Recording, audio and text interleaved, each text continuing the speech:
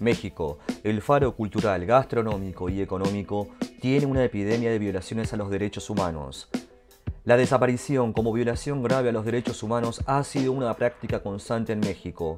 Los perfiles de los desaparecidos, el modus operandi y las motivaciones han cambiado, así como el contexto en el que se desarrollan.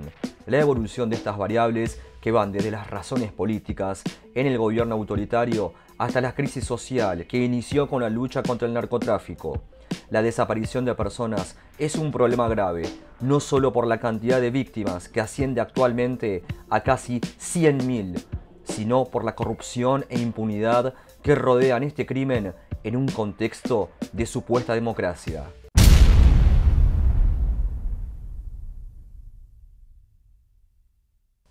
En el caso específico de México, el problema de la desaparición forzada tuvo repercusiones importantes durante los gobiernos autoritarios del Partido Revolucionario Institucional, el PRI, sobre todo en los años 60 y 70.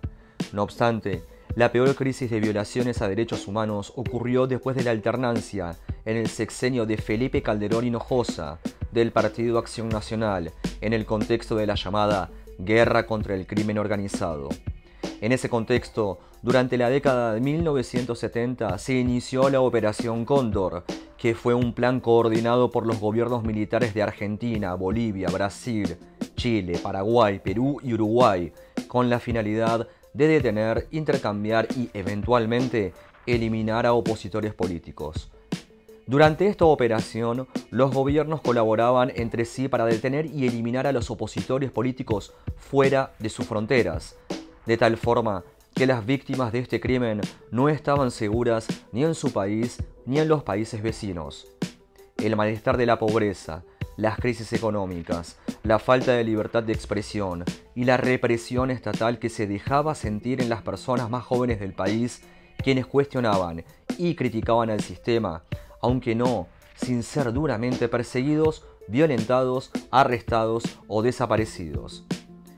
La desaparición como una política generalizada de represión estatal se inició en el estado de Guerrero, cuando el gobierno dominado por el Partido Revolucionario Institucional perseguía a los opositores de izquierda del Partido de los Pobres, una organización de campesinos que estaban hartos de los abusos de los caciques locales, quienes permitían la tala excesiva de los bosques del estado de Guerrero, y cuyo principal centro de actividades era el municipio de Atoyac de Álvarez.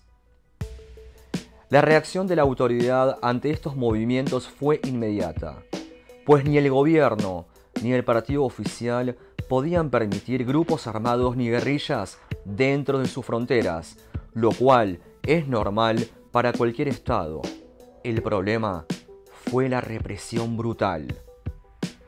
A finales de los años 60, el perfil de las desapariciones forzadas en México se limitó a grupos de campesinos que se habían unido a la lucha guerrillera o pertenecían a grupos de izquierda como el Partido de los Pobres, la Acción Nacional Cívica Revolucionaria, la Liga Agraria Revolucionaria del Sur, entre otros.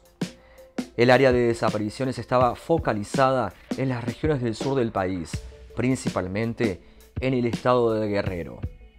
Pronto, las autoridades entendieron que la desaparición en un contexto de control autoritario era una manera práctica de eliminar a los opositores políticos, pues simplemente no se sabía más de ellos.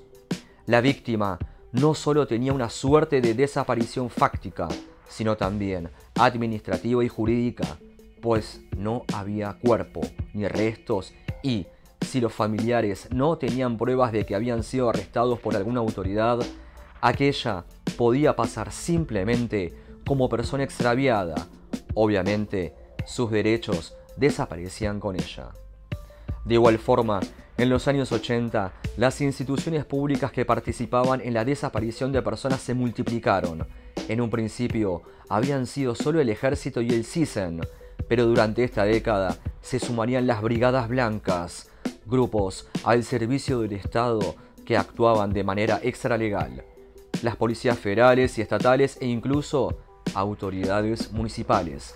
En esta segunda oleada de desaparición tampoco se salvaron los militares, pues a principios de los años 90 comenzaron a reportarse los primeros casos de miembros de las fuerzas de seguridad que eran desaparecidos, aunque ya en los años 70 se habían reportado hechos similares en contra de jóvenes que habían desertado del ejército.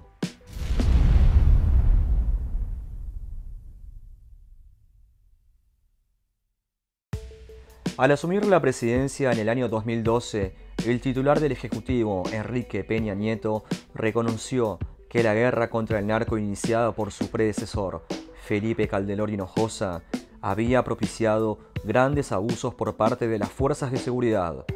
En el año 2014, al presentar el Plan Nacional de Derechos Humanos, se dijo que había alrededor de 22.000 personas, de las cuales no se sabía su paradero desde el año 2006. La incursión de las Fuerzas Armadas en actividades de seguridad pública tuvo un efecto negativo, pues al estar entrenadas para la guerra y no para la prevención y persecución del delito, las fuerzas castrenses actuaron en muchos casos con abusos de autoridad y violando derechos humanos, tratando a los civiles como combatientes, los cuales, al ser ejecutados, eran escondidos debido a las dificultades que implica probar una desaparición.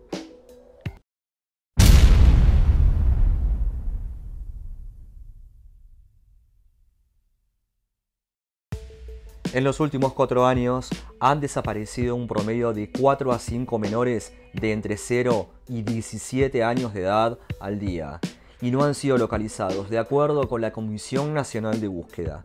Del 1 de enero de 2019 al 16 de julio de 2022 se reportaron 5.560 menores no localizados, mientras que en 115 fueron hallados sin vida.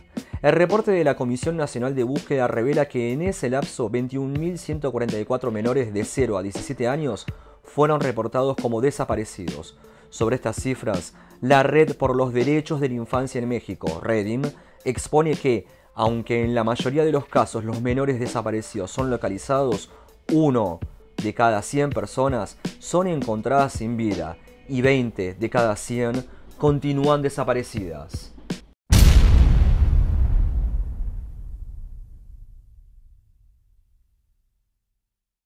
La desaparición forzada de las personas simplemente ha pegado en el corazón de las democracias en Sudamérica. Niños, adolescentes y jóvenes están expuestos al capricho de estas organizaciones mafiosas. Corrupción, justicia ineficiente y una sociedad anestesiada por diversos motivos hacen de Sudamérica un paraíso para los criminales.